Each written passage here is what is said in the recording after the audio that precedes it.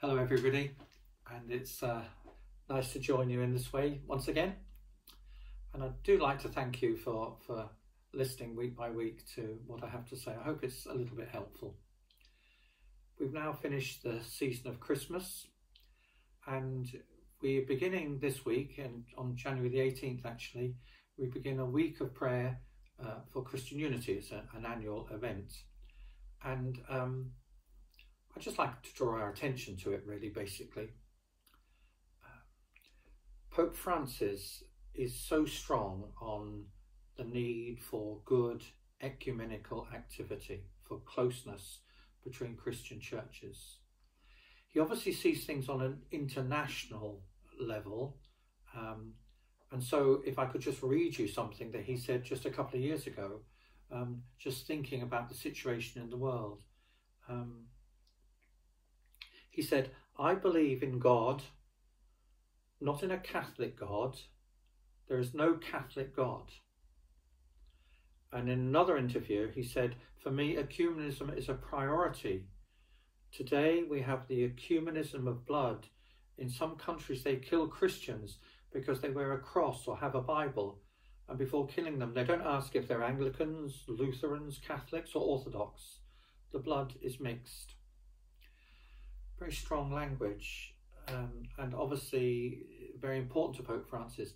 This year, in his statement, he said to us that ecumenism is not an optional extra.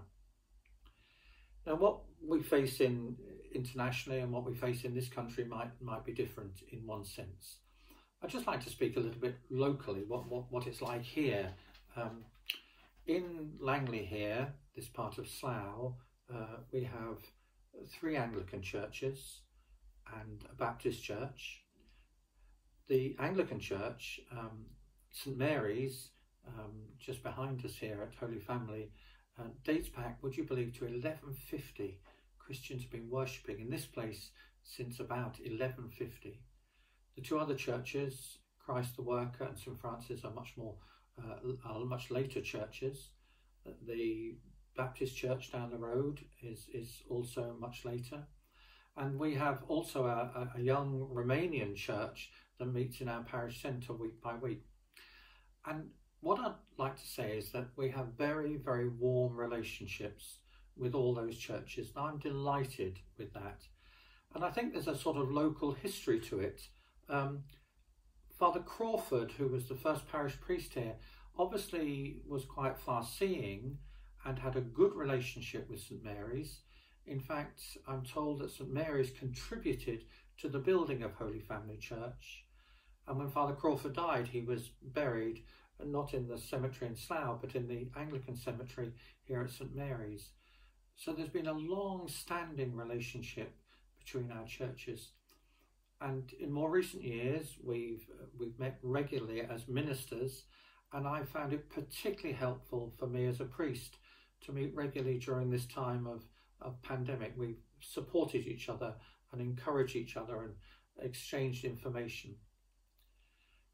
Next week, we're going to pray together over Zoom each morning, Monday to Saturday at 9:30.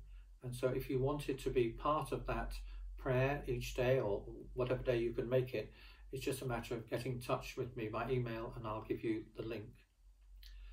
And just finally, I want to say some best wishes.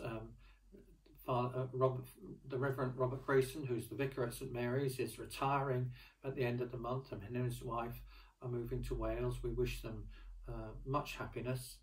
And the assistant priest, Sue Lepp, who came as a deacon and has been ordained a priest now, is moving herself to the parish of Hambledon in Buckinghamshire. And so it'll be a little bit different for us here in Langley now, but we wish them very well. And please God, we will grow together more and more as Christian churches in this part of Slough. Thank you very much indeed.